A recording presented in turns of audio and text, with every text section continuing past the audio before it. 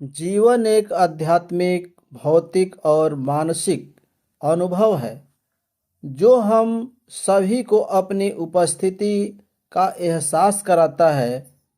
यह हमारी उत्पत्ति से मृत्यु तक का समय है जिसमें हम जीते हैं, विकसित होते हैं, अनुभव करते हैं और प्रगति करते हैं। जीवन के कई उदाहरण हैं जो इसकी महत्वपूर्णता और सार को समझने में मदद करते हैं। जैसे उत्पन्न होना, हमारा जीवन उत्पन्न होने से शुरू होता है।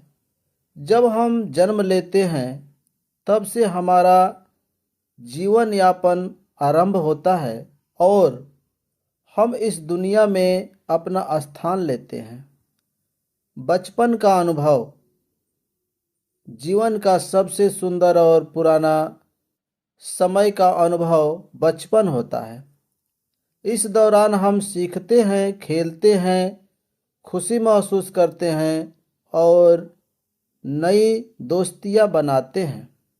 शिक्षा और सीखना जीवन में हमें नई चीज़ें सीखने का और अपनी ज्ञान और कौशल का विकास करने का मौका मिलता है।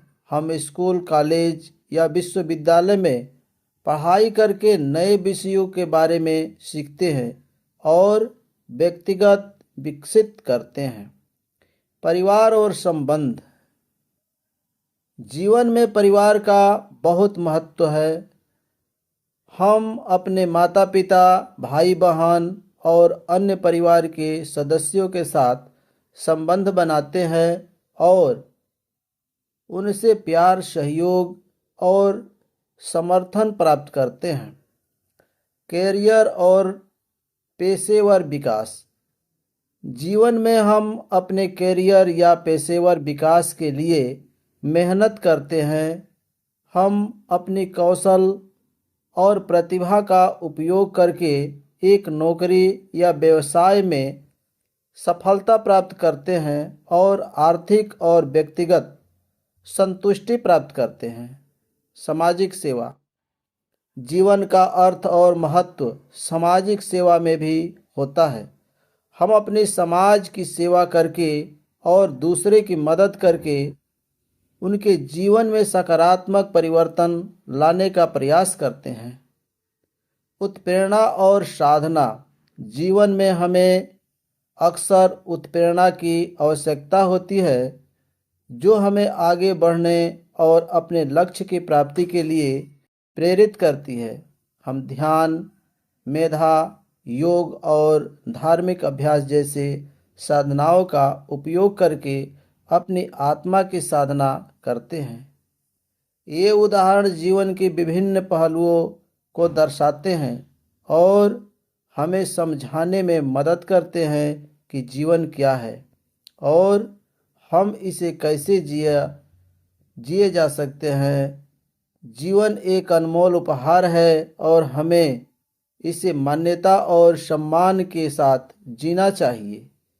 जीवन एक आध्यात्मिक और भौतिक रूप से हमारे अस्तित्व और संगठित तथा चलने चलाने का नाम है।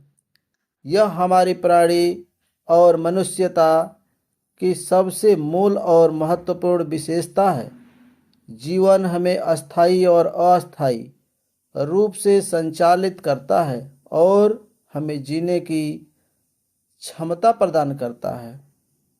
वृक्षों के जीवन एक वृक्ष अपने बीज से उगने से लेकर बढ़ने, फल देने और अपने वृक्षों को अगले पीढ़ी तक बढ़ने के लिए निरंतर जीवन की प्रक्रिया में होता है। वृक्षों के जीवन से हमें प्रकृति के साथ अनुरूपता, प्रगति और निरंतरता का संदेश मिलता है। पशुओं का जीवन पशुओं के जीवन प्रक्रिया में हम जन्म, प्रजनन, पोषण, संवर्धन और मृत्यु शामिल होती है। पशुओं के जीवन में हमें संयम, सामर्थ्य और संघर्ष की महत्वपूर्णता का ज्ञान देता है।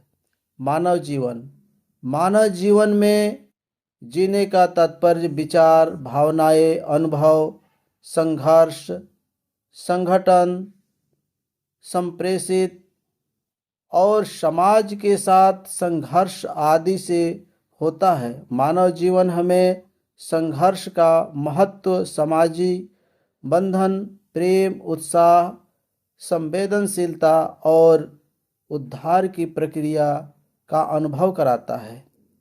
इन उदाहरणों के माध्यम से समझाया जा सकता है कि जीवन एक निरंतर चलने और बदलने रहने वाली प्रक्रिया है जो हमें संघर्ष करने, प्रगति करने और सभी चरणों के अनुभव कराने की क्षमता प्रदान करती है।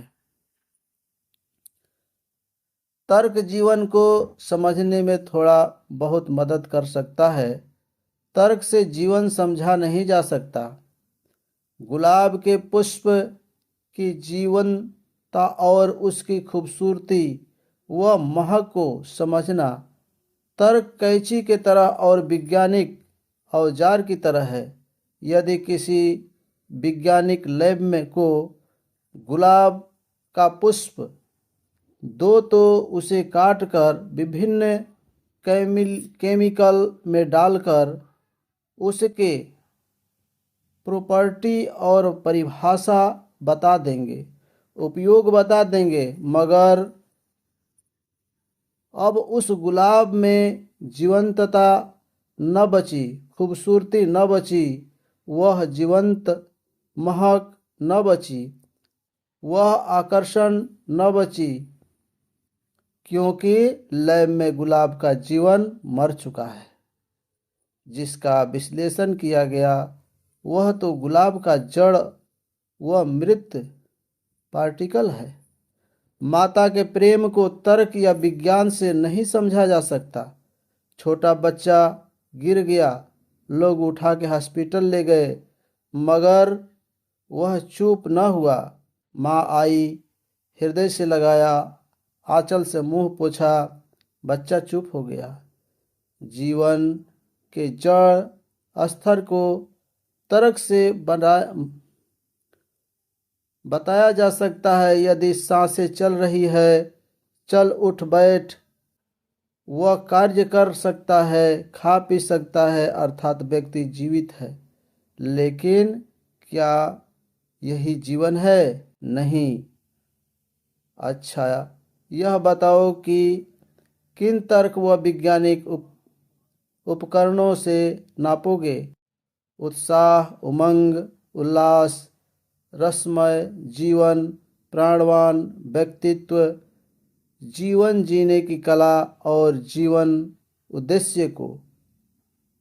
जब यह जीवन के दूसरा चरण मन को पूर्णतः समझने में ही तर्क फेल हो गया, तो जीवन का तीसरा चरण चेतना के आयाम, आत्मा का अस्तित्व व आत्मा का उस विराट से जुड़कर स्पंदित होना, यहाँ तक तर्क कैसे पहुँचेगा?